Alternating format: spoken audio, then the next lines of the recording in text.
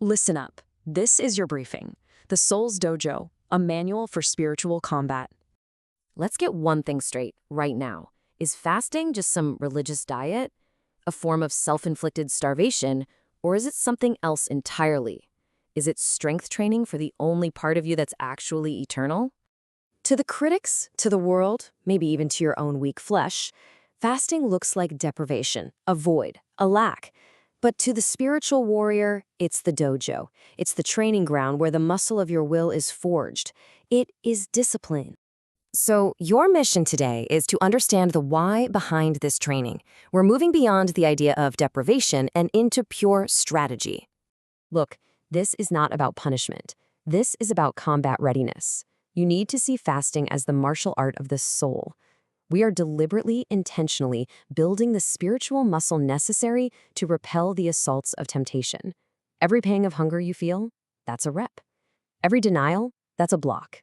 You want proof of concept? You want to see this stuff in action out in the field? Well, look no further than the master instructor, Saint Benedict. While he was fasting in his cave, he wasn't just hungry. No, he faced a full-scale spiritual assault, a malignant attack on his purity. A memory so vivid, so powerful, it threatened to just shatter his will and end his entire mission. And his response? It wasn't some debate or a quiet prayer.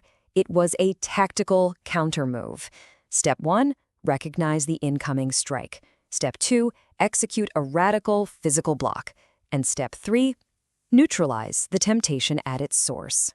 He literally threw himself into a patch of briars and nettles. He used sharp, real, physical pain to sever the connection to the phantom pleasure of that temptation.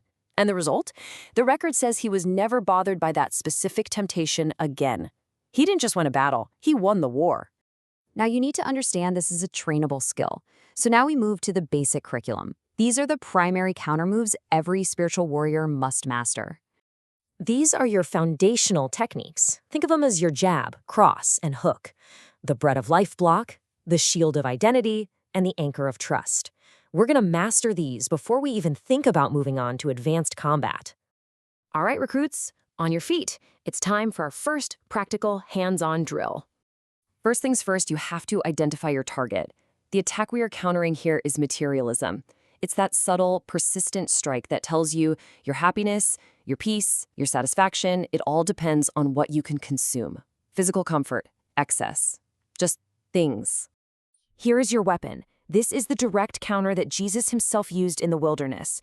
It's not a suggestion, it is an order of battle. Man shall not live by bread alone. With these words, you are declaring where your true source of energy comes from.